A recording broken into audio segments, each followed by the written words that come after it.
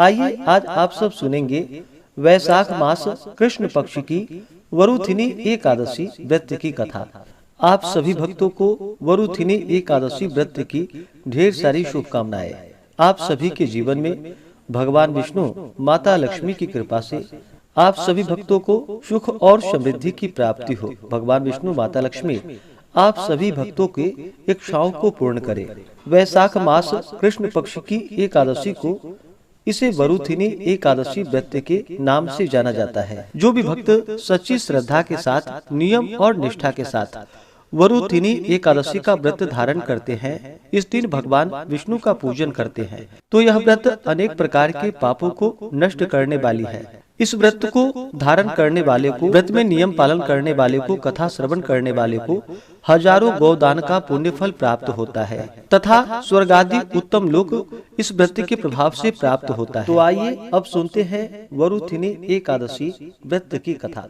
तो बोलिए प्रेम से भगवान विष्णु की जय, माता लक्ष्मी की जय, एकादशी माता की जय। धर्मराज युधिष्ठिर के पूछने पर भगवान श्री कृष्ण ने कहा कि हे पांडु नंदन, अब मैं तुम्हें वरुथिनी एकादशी व्रत का महात्म्य सुनाता हूँ। आप सुनिए। वैशाख के कृष्ण पक्ष की एकादशी का नाम वरुथिनी एकादशी है। इसी वरुथिनी एकादशी का व्रत करके महाराज मानधाता ने मोक्ष की प्राप्ति की थी और अनेकों धुंधुमार इत्यादि राजाओं ने इस एकादशी के व्रत को करके मुक्ति को प्राप्त किया है। अनेक प्रकार की तपस्याएं हजारों लाखों वर्ष करने पर भी वह फल प्राप्त नहीं होता जो इस वैशाख कृष्ण पक्ष की एकादशी व्रत से प्राप्त होता है। अतएव इस एकादशी का व्रत प्राणी मात्र को करना चाहिए। सूर्य ग्रहण में कुरुक्षेत्र में विधिवत स्नान पूजन कर 100 बार स्वर्ण दान करने का जो फल होता है, वह फल केवल वैशाख कृष्ण पक्ष की वरुथिनी एकादशी का व्रत करने से होता है। श्रद्धा और भक्ति के साथ इस वरुथिनी एकादशी व्रत करने वाले के समस्त मनोरथ पूर्ण होते हैं और वह इस लोक में रहकर सुख और ऐश्वर्यों का भोग करता है और अंतकाल में स्वर्ग सुख को पाता है। गजदान महान पुण्य को देने वाला और पाप एवं संताप का नाश करने वाला है। अश्वदान भी पुण्यप्रद है, मगर गजदान के समान नहीं है। पर भूमिदान का पुण्य अत्यंत ही महान है। उसकी तुलना में अश्वदान और गजदान एकदम तुच्छ है। भूमिदान से भी अधिक पुण्य फल तिलदान में है और तिलदान से अधिक हेम यानी कि स्वर्ण दान में है और स्वर्ण दान से भी अधिक पुण्य अन्नदान में है। अन्नदान महान और अक्षय फलों को देने वाला है। इसके समान पुण्य संचय करने वाला अन्य कोई दान नहीं। यद्यपि भूमि ही माता स्वरूप है, यही सब पदार्थों को उत्पन्न कर जगत का पालन करती है और यही देवता, दैत्य, यक्ष, गंधर्व एवं मनुष्यों को पालने वाली है। तथापि इससे भी अधिक और महान पुण्य अन्नदान में है, क्योंकि इससे भूखी आत्मा संतुष्ट हो आशीर्वाद देती है। यह दान यद्यपि पृथ्वी पर सर्वोपरि है, तथापि कन्यादान इससे भी अधिक पुण्यप्रद और मनोरथों को पूर्ण करने वाला है।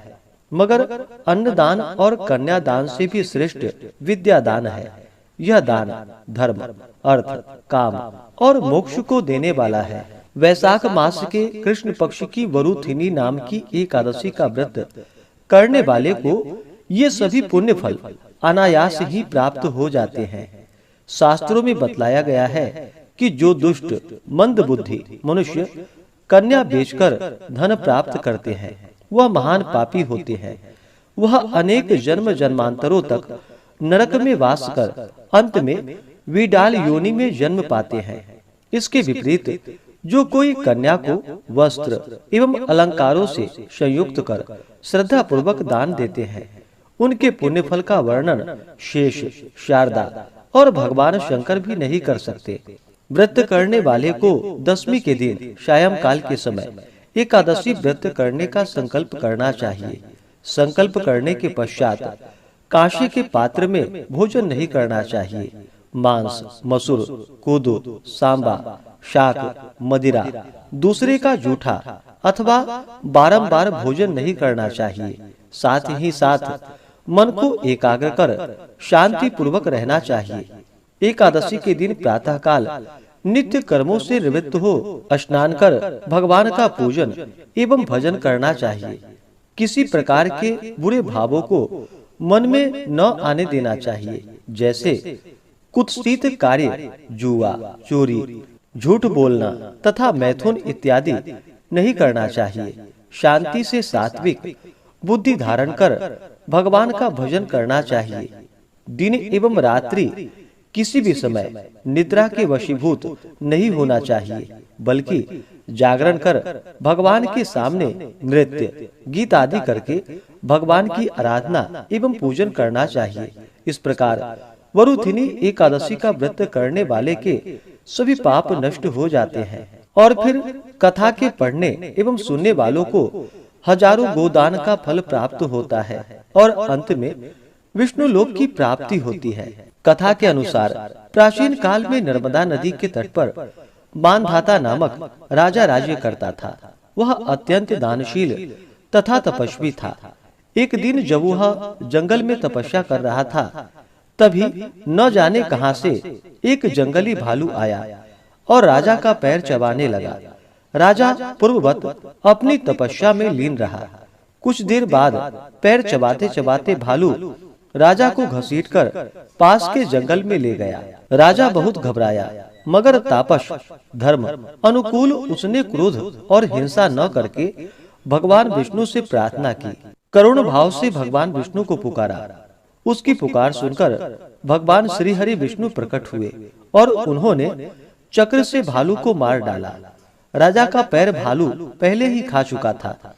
इससे राजा बहुत शोकाकुल हुआ।